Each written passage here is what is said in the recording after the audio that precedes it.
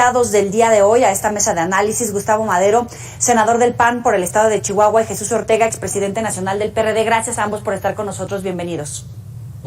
Gracias, un gusto. Gustavo, comienzo contigo. ¿Cómo ha sido el combate a la pobreza en los gobiernos federales, en los gobiernos estatales, estos que están ya de salida después de las elecciones en 15 estados? Pues ha habido de todo, cada quien tiene su visión de cómo combatir la desigualdad y la pobreza, Yoli. Aquí en el estado de Chihuahua, la verdad, tenemos, yo creo que el esquema de los que te puedes sentir más orgulloso es un esquema basado en el cuidado y la protección de los derechos sociales, no tanto el asistencialismo, el paternalismo o el clientelismo que se estila para el reparto de apoyos a cambio de fidelidades y cooptación y control pues electoral y social de grupos de la población. Aquí en Chihuahua se hizo mucho énfasis en generar capacidades y ampliar oportunidades, Joely. Yo te diría que ese es el resumen, es generar capacidades y ampliar oportunidades para la mayoría de la población. ¿Qué opinas, Jesús? Pues que la gestión del gobierno para el combate a la pobreza ha sido un completo desastre. No hay una política perfectamente definida para enfrentar este flagelo, y el resultado es que ha crecido la pobreza en lugar de disminuir. Apenas han salido ahora datos acerca de cómo se ha comportado las cifras en el tema de la marginación y de la pobreza,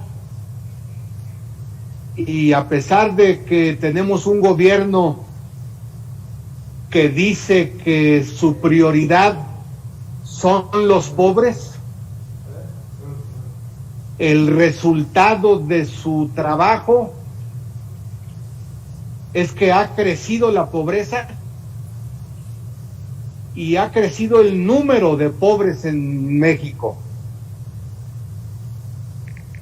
Sin embargo, si hacemos una revisión de los gobiernos estatales, pues vemos el mismo resultado en los gobiernos emanados del PRI, del PAN, del PRD, de Morena. ¿Cierto, Jesús? Cierto, porque la política de combate a la pobreza tiene un componente federal que abarca a todas las entidades de la República. Un instrumento fundamental para el combate a la pobreza es el presupuesto federal. Y si este se desperdicia, se utiliza de manera incorrecta, no hay inversión pública para generar empleos, no hay apoyo a las empresas, hay desempleo, en consecuencia hay pobreza en el conjunto del país. No quito responsabilidad a los gobernadores. El problema de la pobreza es sobre todo un asunto de carácter federal, de carácter integral. Gustavo. Creo que estamos mezclando dos temas, Yoli, el tema federal y los temas estatales.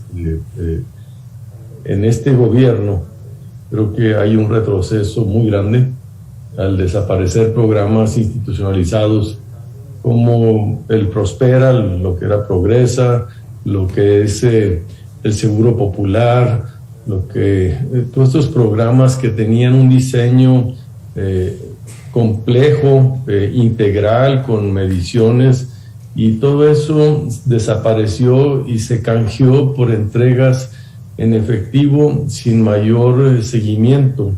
Entonces lo que te decía yo es que para superar la pobreza se necesita sí apoyar para la alimentación, pero sobre todo ampliar oportunidades y dotar de capacidades, y esto es lo que este gobierno no está haciendo, Yoli.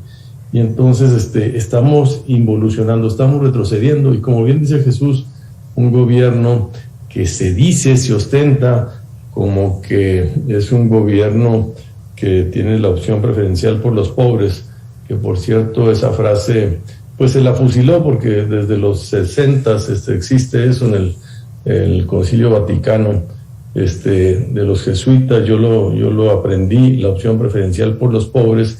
Este gobierno no lo está llevando a cabo de una manera correcta, lo está llevando de una manera asistencial y clientelar, al estilo de los 70s del PRI, y esto es lo que nos ha hecho retroceder muchísimo. La desaparición del Seguro Popular, la creación del INSABI, pues ahorita ves la falta de medicinas, la crisis en el sector salud, pues ese es un retroceso enorme, y si quieres tú mejorar las condiciones de vida de la población, lo que tienes que hacer es salud, alimentación y educación, y con eso empezar a generar mejores condiciones de desarrollo para la población. Y en esos tres departamentos, en esos tres medidores, este gobierno sale reprobado. Lo que yo te estaba hablando es del gobierno del estado de Chihuahua, con los recursos escasos que tiene, cómo se destinaron de una manera distinta para dar a los sujetos sociales prioritarios una ampliación de los derechos sociales. Ese es el contraste que tenemos, cómo se maneja a nivel federal y cómo se manejó en el estado de Chihuahua con Javier Corral. Pero de alguna manera se ve más castigado o incrementa la pobreza o se hace más complicado el combate a la pobreza en estados que no son afines al gobierno federal en turno, en este caso Morena, Gustavo. Pues lo que pasa es que este gobierno, te digo, optó por volverse presidencialista, o sea, regresamos, se trajo la aspiradora y concentró todos los recursos, se los quitó a los estados. Ve, por ejemplo, el tema de la salud, pues solo 9 estados al principio y después quedaron en 5, se quedaron con el sistema de salud, y los demás se lo entregaron al gobierno federal porque dependen completamente de la voluntad del gobierno federal. Entonces el gobierno pues tiene este manejo muy discrecional. Aquellos que le dieron el sistema de salud a la federación los maneja de una manera, y los que siguieron administrándolo, como el caso de Guanajuato o el de Chihuahua, pues les da un tratamiento distinto. Esto no debe suceder. Yo soy más federalista. Yo creo que los estados deben de tener recursos y manejarlos directamente, porque es un gobierno más cercano a la población y tiene más capacidad de incidir directamente en los resultados. Jesús. Yo creo que no hay un ánimo en el gobierno federal para entender que el combate a la pobreza debería de llevarse a cabo sobre todo a partir de generar empleos bien remunerados y de recuperar los empleos que se perdieron durante la pandemia. El asistencialismo no es suficiente para combatir la pobreza. El asistencialismo debe ir solamente a los grupos más marginados, a los de extrema pobreza.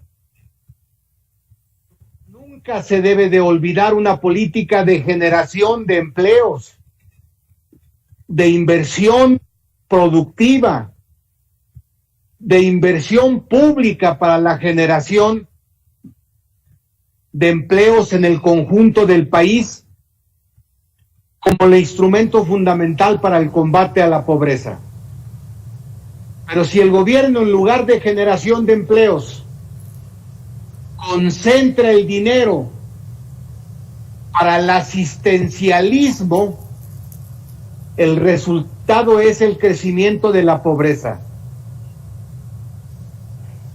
¿Qué se necesita para hacer un plan de recuperación económica efectiva que beneficie a los estados que están gobernados por Morena, pero también al resto que tienen opositores en el gobierno y aún con una visión a largo plazo, Gustavo? Lo que se necesita es una visión más democrática y más social. Este gobierno pues es el gobierno de un solo hombre, y esto pues es otra involución, ¿verdad? Creo que lo que se necesita es involucrar a todos los actores, porque la lucha contra la pobreza, contra la desigualdad, contra la corrupción, son esfuerzos colegiados y colectivos que deben de participar los distintos actores. Y aquí quiero hacer un énfasis especial en la sociedad civil. El combate a la pobreza, un aliado extraordinario es la sociedad civil. Y este gobierno, Andrés Manuel López Obrador, les ha puesto tacha. Les dice que no les tiene confianza y los considera corruptos. Y creo que es otro error gravísimo, donde estamos volviendo hacia atrás a estos gobernantes pues que quieren todo hacerlo estatal y sin la participación del sector privado y del sector social, que son los otros, las otras aspas de la hélice para que una sociedad avance. Un gobierno no puede resolverlo todo, sino pues acabas con esas visiones de los gobiernos autoritarios, estatistas, populistas, que han demostrado que son un fracaso para enfrentar incluso lo que dicen poner como prioridad, que es el combate a la pobreza. Entonces, ¿qué es lo que se necesita? Una visión democrática en la que incluyas a las universidades, a la sociedad civil, a los empresarios, a toda una convocatoria para hacerlo como un esfuerzo nacional y que el gobierno participe, pero que no sea el único actor y la única voz. Jesús. Sí, yo también coincido con Madero.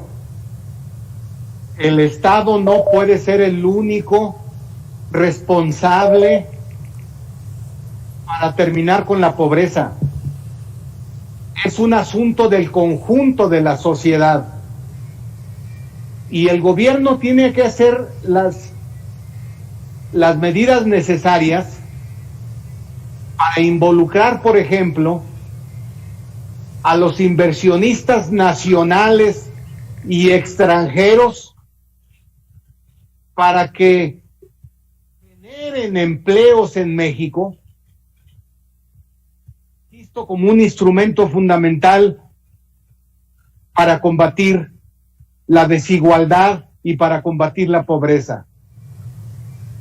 Pero si el gobierno, en lugar de fomentar la inversión privada, nacional o extranjera, la rechaza, la repudia, entonces lo que provoca es una crisis en la economía que fundamentalmente afecta al sector de la población más desprotegido y más pobre.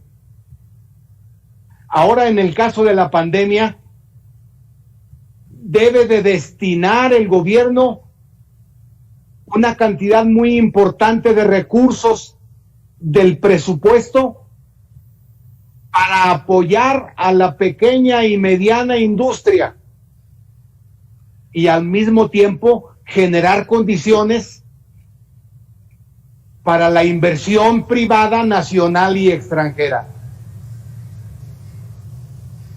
Nos quedamos con esas ideas. Muchísimas gracias, Jesús Ortega, Gustavo Madero, por esta participación con el auditorio de Mega Noticias.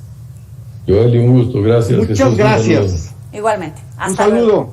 Hasta luego. Vamos a hacer una pequeña pausa, volvemos con más.